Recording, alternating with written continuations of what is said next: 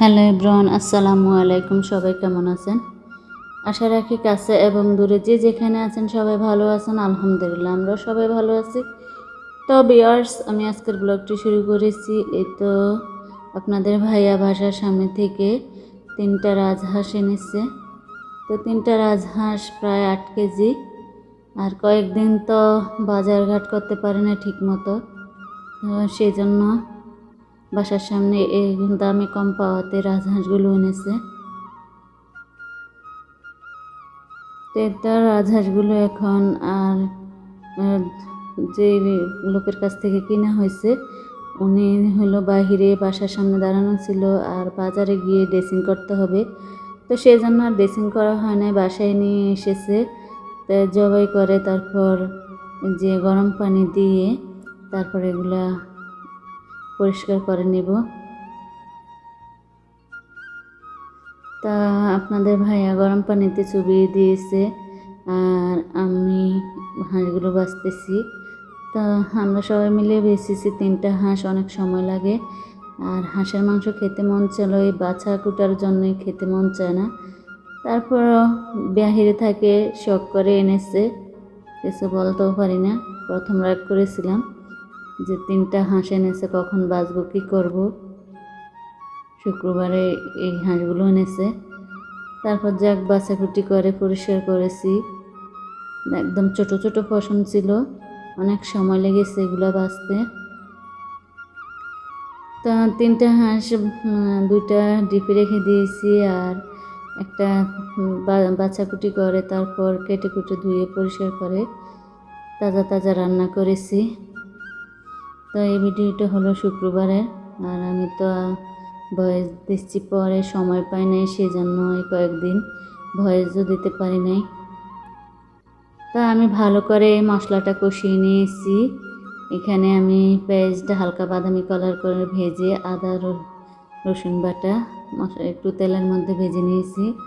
তারপর পরিমাণ মতো হলুদ, মরিচ, লবণ, জিরার গুঁড়া, ধনিয়ার গুঁড়া, গরম মশলা দিয়ে মশলাটা ভালো করে অনেকক্ষণ টাইম নিয়ে কষিয়েছি, যাতে মশলাটা ভালোভাবে কষিয়ে নিলে হাঁসের মাংসটা অনেক টেস্ট হয়। তো এই হাঁসের মাংসটা আমি ভালো করে কষিয়ে নেব।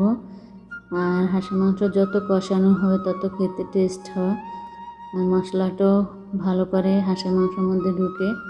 আমি চুলার আঁচটা কমিয়ে তারপরে হাঁসের মাংসটা ভালো করে কষিয়ে নিচ্ছি।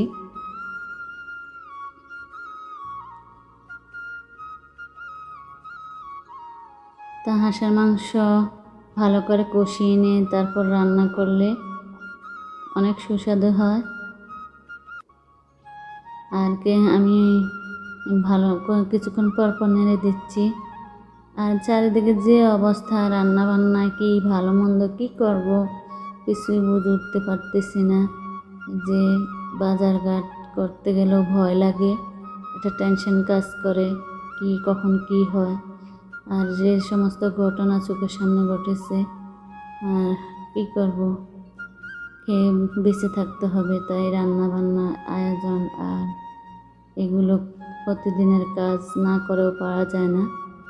তো আমি হাঁসের মাংসটা কষিয়ে নিচ্ছি আর ঢেকে দিয়েছি। কিছুক্ষণ পর পর একটু নেড়ে দিচ্ছি যাতে মশলাটা লেগে না যায়।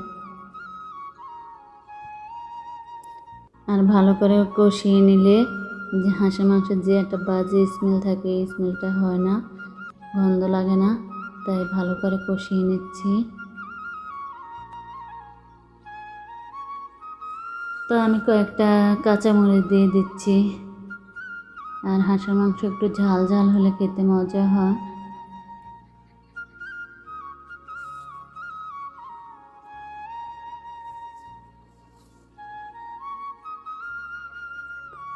এই তো ভালো করে মশলাটা কষিয়ে তারপর আমি পরিমাণ মতো পানি দিয়ে দিব। আর হাঁসের মাংস কষানো হয়ে গেছে, এখন আমি পরিমাণ মতো পানি দিয়ে দিচ্ছি।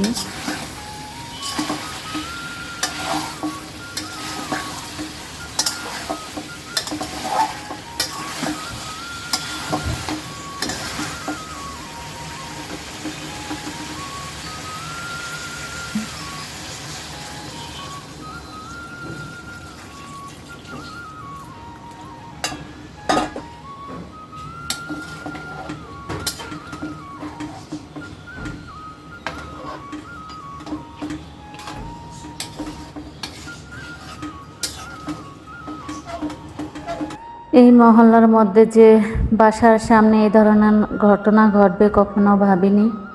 কিন্তু আগে ভাবতাম হয়তো কোনো রাজপথে মেন রাস্তায় এগুলো হতো, আর আমরা ভাষা আন্দোলন দেখিনি আর যুদ্ধ দেখিনি, সেটাই আল্লাহ পাক আমাদেরকে দেখিয়ে দিল।